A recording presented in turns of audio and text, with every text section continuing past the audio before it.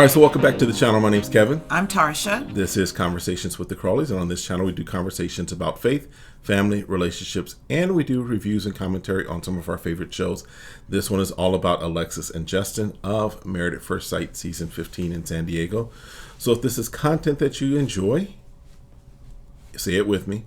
You know what to do. Hit the like, hit the subscribe, request notifications, and share. And we will see you where? In the comments. And consider becoming a member and checking out some merch in the merch store. Become a member. Yep.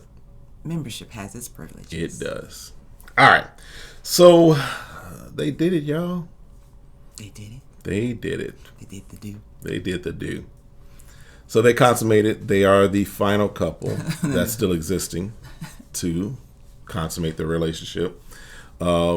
There's a little, joke about he couldn't get her bra off. It happens. It does. It's been a year and a half. So at this point, you're a little rusty. Mm-hmm.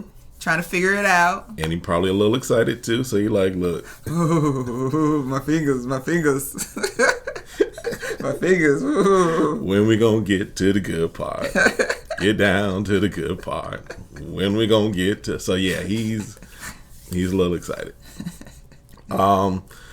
So not much. I think he said something about we went all night. Is what he said in his aside. That's what he said. We'll see what Alexis says a little later. But then they go to prom. There's not really much as far as other interaction that we see. They go to prom, and Justin is Mr. All Emotions, and Alexis is Biggest Gossip. Right, they were nominated that. Yeah, you know how you do in high school, right? And that's where Nate was like, she a snitch. And they kind of jokingly, but there's some truth to it. They're like, Morgan and Ben are broken up because Alexis couldn't figure out how to keep her mouth closed. Mm-hmm. So, and she owns it too. Alexis owns it. She owns it. She's like, yeah. Yeah, I did. I told it. Yeah. So Ben should have known better. Don't let this woman find out anything. So for their date, they go to a vineyard. They go get wine bottles and stuff like that. So yeah, they got some wines with their labels with their name on it, and they're saying, "Oh, we'll keep this for our 1-year anniversary." If there is a 1-year anniversary. Hey, that's the way you're supposed to be thinking, though. True. Like, we're gonna make it through the year. True. And having this something like a token of a reminder, which I think was just a great gesture. Absolutely, yeah. So then they get a chance to talk, and Alexis is like, your energy has changed now that things have kind of taken place between them. She's like, your energy's changed. She's like, no, I've got the same energy. She's like, nah, bruh, you got that after booty glow. And everybody's been saying that you've been smiling more. He's like, oh, it's been smiling. She's like, nah, you got that after booty smile. Different kind of smile. It's like, woo, finally.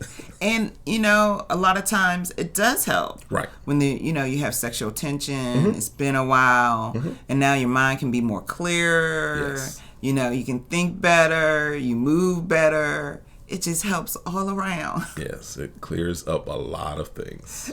There's a fog that lifts. Yes, Lord. All right. And so during that time while they were at the vineyard, he was saying it normally takes more than 8 weeks to really get to know somebody, to be able to communicate. And she's like, oh, nah. Once I know your characteristics and I can figure you out, then I'm good. Why are you so slow? That's what's kind of saying basically in her head. Why are you so slow? But I think they're just getting to the point where it's very concentrated. Marrying a stranger, trying to figure them out, how to communicate. And I think if they continue to think in those ways, maybe they'll make the decision to stay together so they can figure it out. Yeah. So she's talking a little later with the ladies, the next day with the ladies, what have you, with Stasha and with Kristen, because Lindy's over getting cussed out.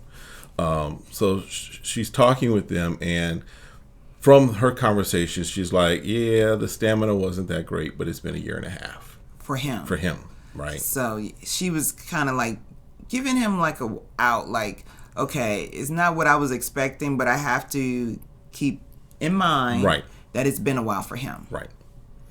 And so she proposes the question to the ladies. She's basically like, look, if you're in a committed relationship and you find out maybe the sex isn't exactly what you're expecting, would you bounce or would you, continue on? And all of the ladies, the other two ladies were like, no, we continue on. That wouldn't be the deal breaker for them, right? I mean, we talked about this, that yes, it can, it can grow, it can change. As you all have conversation, because again, for him, it has been a year and a half. And they're two people that are getting to know each other emotionally, as far as character and what have you. So yes, they're going to get to know each other in this way as well. And so it is something that can change, shift, and grow. Right. As they have those conversations. Have those conversations and grow in it. And then they can do a lot of practice. Yeah. Till they get it right. Yep. Yep. So, but she also kind of mentioned, she's like, and she said this before, she wants him to take control. She's like, look, she's very dominant. In other words, I guess her work, she's a legit logistician or whatever, so she does supply chain.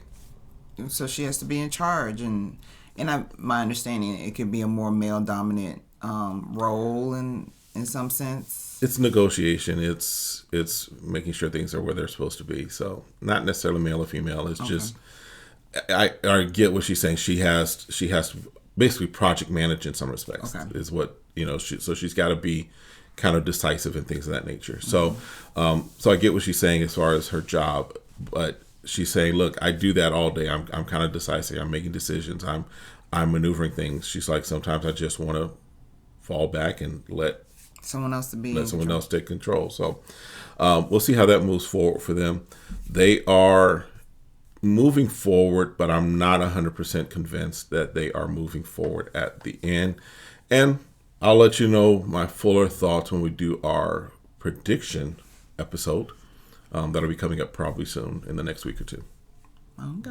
All right. I think that was it for them. Nothing major. Again, most of the effort in this episode was focused elsewhere. But for them, they at least have taken care of some married folks' business. And he probably needs to get with Nate and like, Nate, what's your hookup? Well, he was asking about the swing. He was like, does that take 6 to 8 people? And so trying to understand what that meant. And I realize now that, because when he said it was just the way that they said it was like, in the way that the captions were, he was talking about being 6'8", right? And so, he might need to, him and Nate might need to take a trip to the store, to the toy store. Well, maybe him and Alexis, but Nate can get some recommendations. Right, Nate can at least provide the directions of where it is.